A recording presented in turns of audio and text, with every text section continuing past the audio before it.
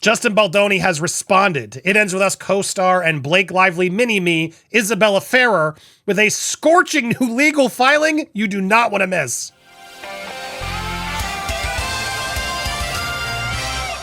Welcome to Popcorn Planet. I am Andy Signore, and ooh, this one's hot.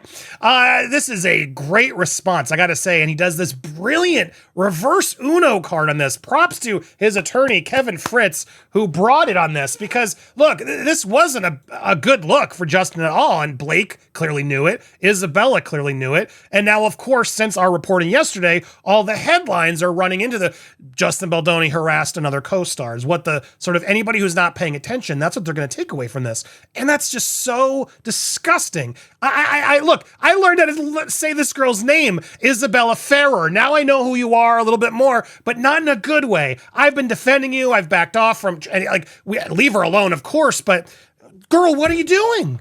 What are you doing? If you got an issue with this man, then say it. Don't say it because he's trying to save his career and his reputation. If your text was a lie and it wasn't a safe space, then what are you waiting for? You've now teamed up with the devil, in my opinion. Blake Lively believed her gaslit love bombs, and now you're like trying to paint him as this harasser because he subpoenaed you. Blake Lively subpoenaed you first. Make it make sense. So she's not harassing with her subpoena, but Justin Baldoni is. And now your lawyer is in conversations with Justin, but he won't accept it because he's got to find you first. This ain't Where's Waldo, girl. This is a real deal important battle, and you were there. Granted, you were there for 4 days, but Blake incorporated you more in the after fact. And so blame her. Don't blame him.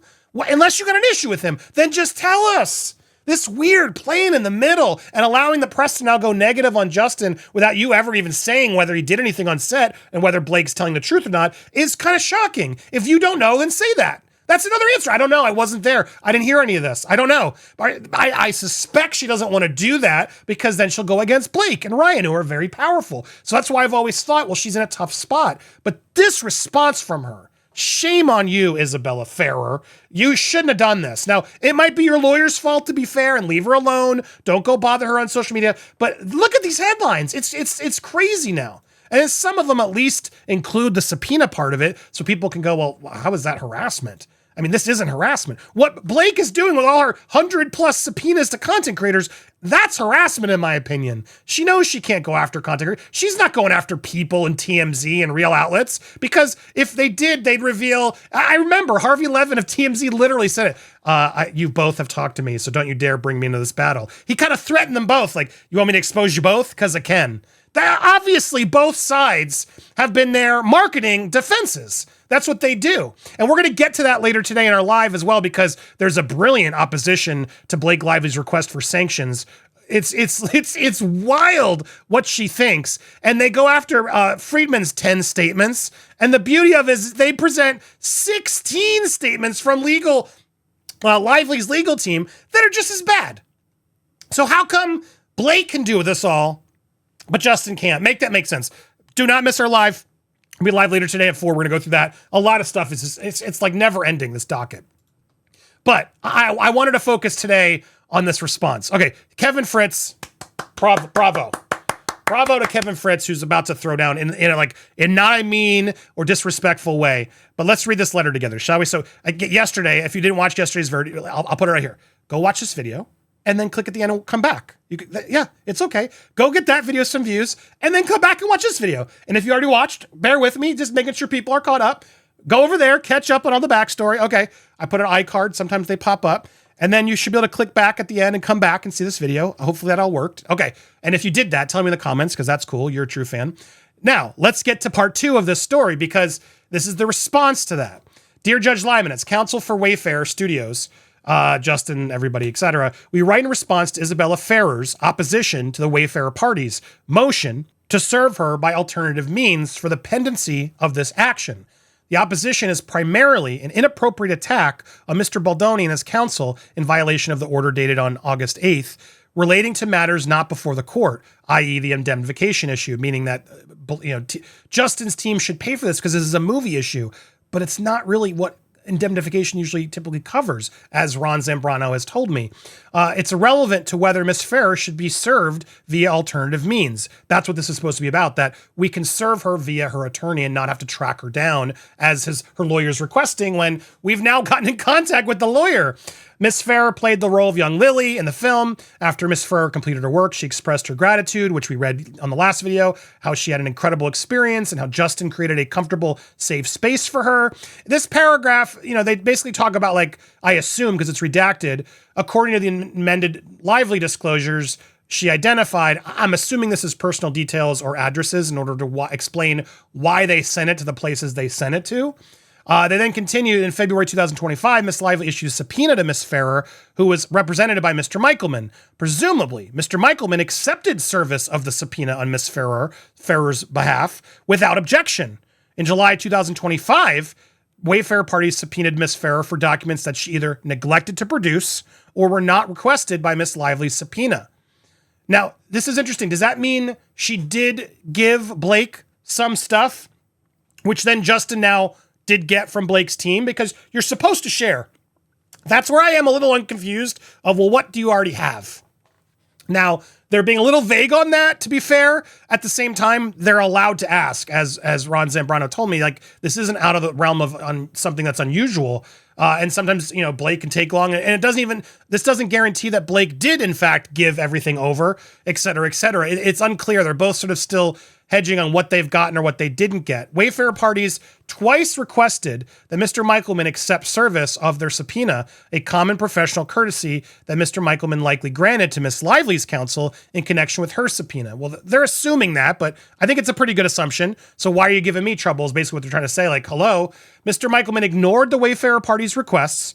Instead, he prepared and filed a robust opposition to the motion for alternative service, most of which does not pertain to service, without explaining why he refused to accept service of the subpoena or why his client is so reticent to testify.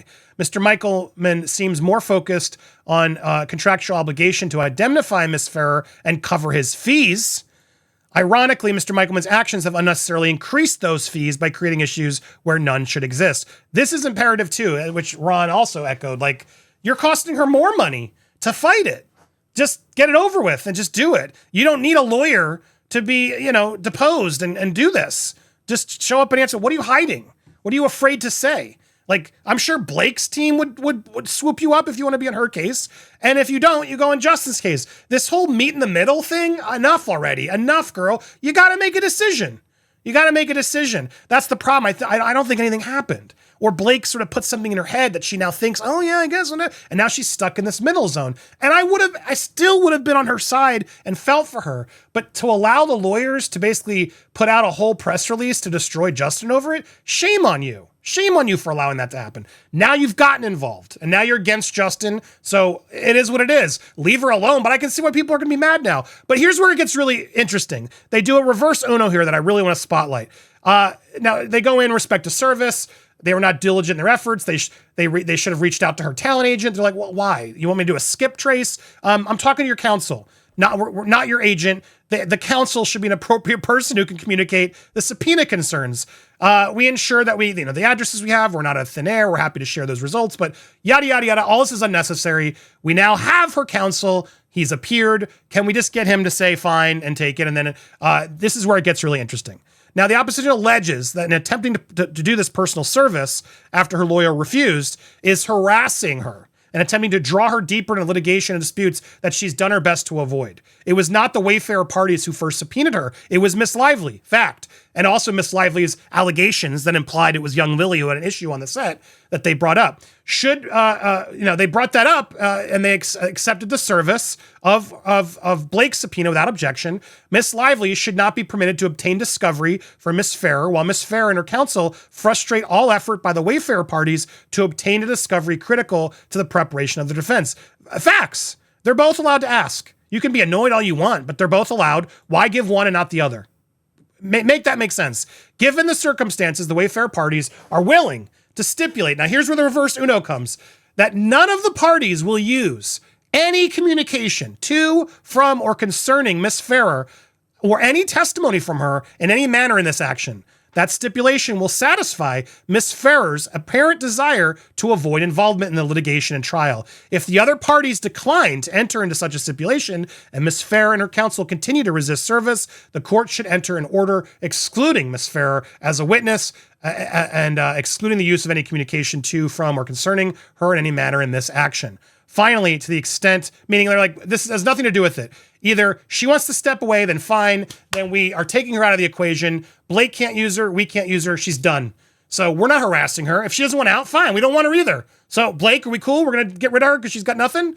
It's a very smart move. It does seem to imply a little bit that maybe they have something to hide, but they sort of walked into it. Blake and Isabella, I think, walked right into this, and now it's a brilliant legal move, I think, to say, well, fine then, let's not use her, because we don't need her, and you clearly, we don't believe the things she's telling you or that you've put in her head, so let's just remove her, okay? And now, if they don't want to remove her, it's Blake who's forcing the legal action, not Justin. And he's making it clear, look, they got to give me what I want. And if they don't, all of this needs to be stricken. All this fighting and all of the harassment is then struck because it's not relevant.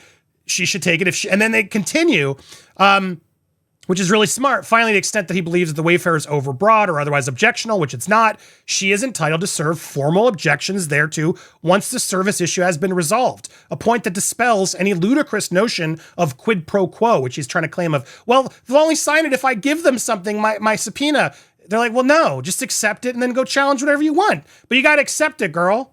For the reasons said above, we contain the additional parties. We serve to serve her during via alternative means. For the pendency of the action should be granted. So look, I'll be very curious to see how the judge handles this one, because to me, this is a slam dunk.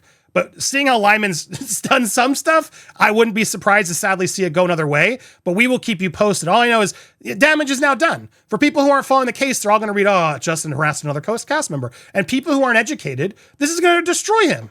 And that's what Blake Lively's been doing this whole time, and now roped her into it as well. And this is harassment. This is offensive. This idea that because she should be subpoenaed, it's now harassment through all the headlines of all these major news outlets. But it's Friedman and Justin that are the problem. Oh, we're going to get into that. Make sure you join us live today at 4 p.m. Make sure if you haven't already, subscribe, hit that bell for alerts. We got to go through this motion, and who knows what else is going to drop before then. So smash that thumbs up, leave your comments down below, join us live, stay tuned. We got a lot more coming your way here on Popcorn Planet.